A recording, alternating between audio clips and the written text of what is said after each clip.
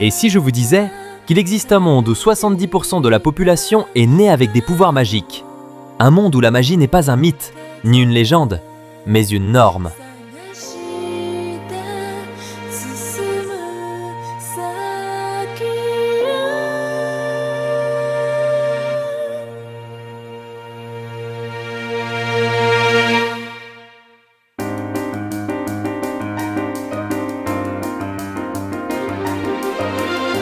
Bienvenue dans l'univers d'EKNK, Eien Kokoro no Kizuna.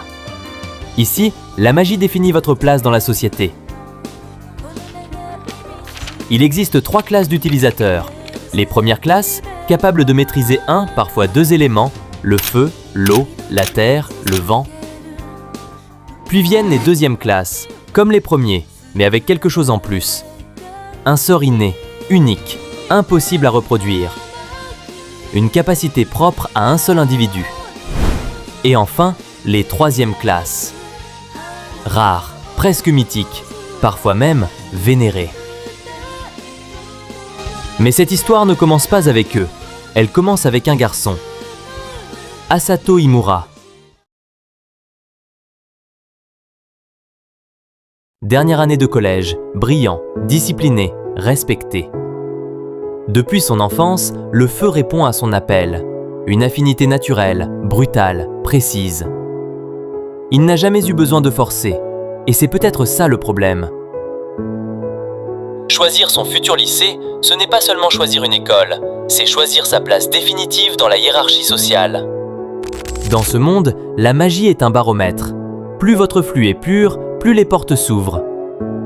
Les écoles mixtes accueillent les élèves ordinaires, et les Étherius.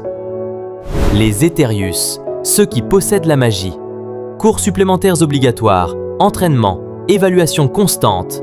Malgré tout, la routine reste supportable.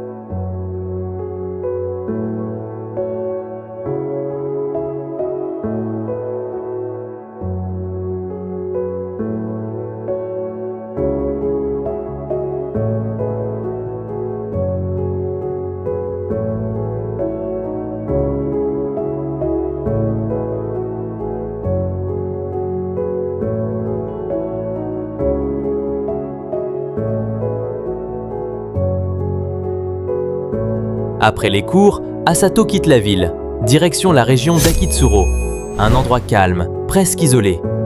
Il rend visite à un vieil ami.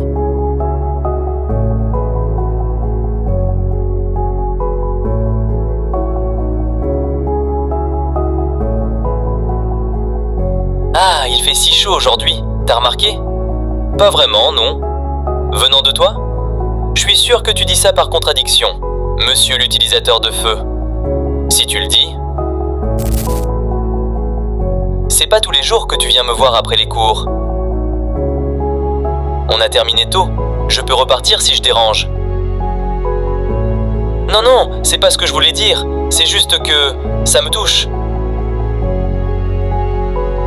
Tu sais, on s'habitue vite à cet endroit. Ah bon? Pas d'arcade, pas de skatepark.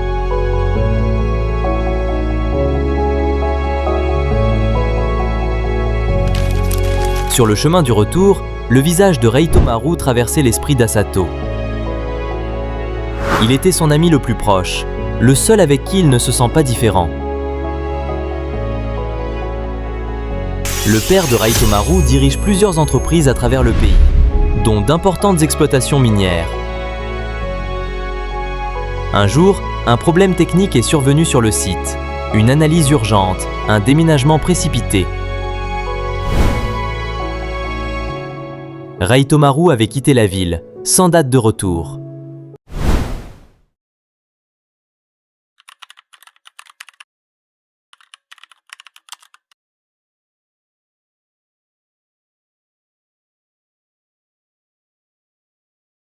Nous accueillons aujourd'hui un nouvel élève.